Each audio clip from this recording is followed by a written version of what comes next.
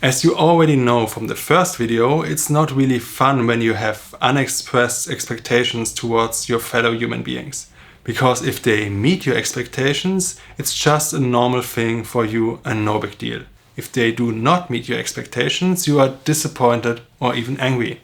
But then why do we not always address issues clearly? Why do we sometimes find it difficult to say clearly what we want? The reasons for this are often related to the fear of rejection.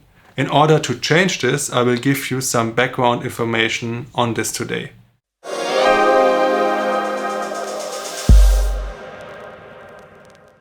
Maybe you know this yourself.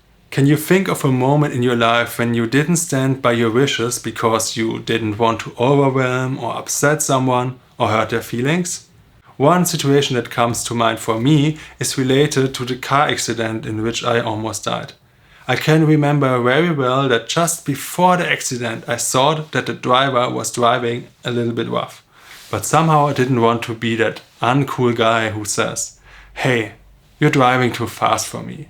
Could you take it a bit easier, please?" In concrete terms, I will give you 3 points today that will change your understanding of fear of rejection to a positive one. Point 1 is about the evolution of our brains. Point 2 is about basic trust. And in point 3, I will show you who is responsible for whose feeling in a relationship.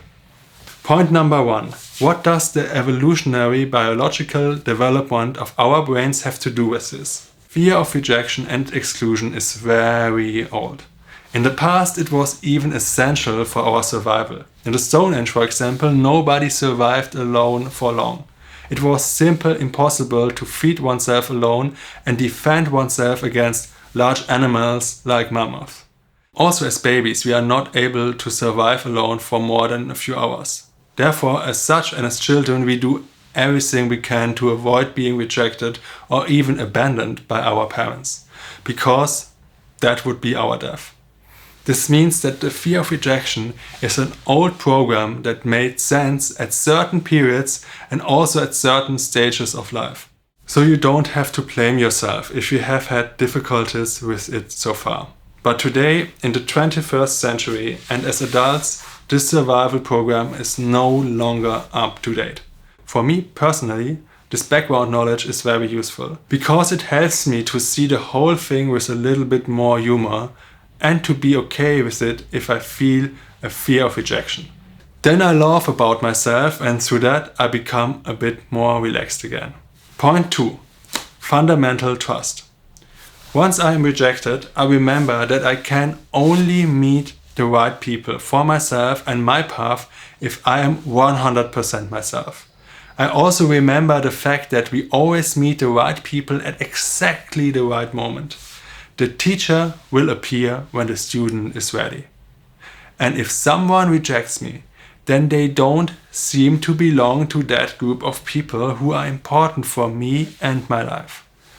All of this strengthens my fundamental trust in myself and in life. In the meantime, I have also learned that hearing no simply is part of life. Yes lives in the land of no. That means that without no, there can be no yes either. If a potential client, for example, says no to my offer, then I can accept it and make an offer to another potential client. And over time, the yes will come. Point number 3. Who is responsible for whose feelings? I find it useful to know that I am not per se responsible for another person's feelings. He is always himself. After all, each person can always decide how they see a certain thing and thus how they feel about it. So it is not your job to make other people happy, because that is something they only can do for themselves.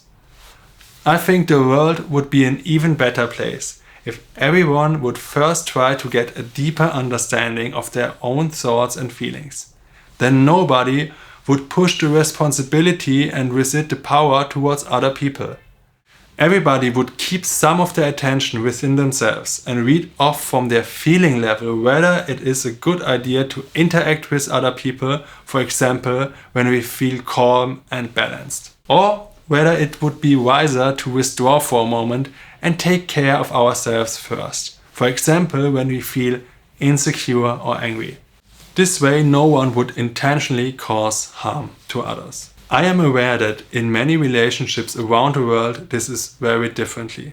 I am convinced that it is our job to make it better in our personal environment. The more you have internalized these relationship principles, the easier it will be to stand by yourself and what you want and to express it. Very important. This does not mean that you should become a narcissist and trample on the world of your fellow human beings. For me, mutual respect is extremely important. I also believe that a person who is in his light-hearted and positive mood will not deliberately harm anyone. That is why I attach so much importance to the fact that everyone should first take care of themselves and then, with a good feeling, create wonderful things together with their fellow human beings.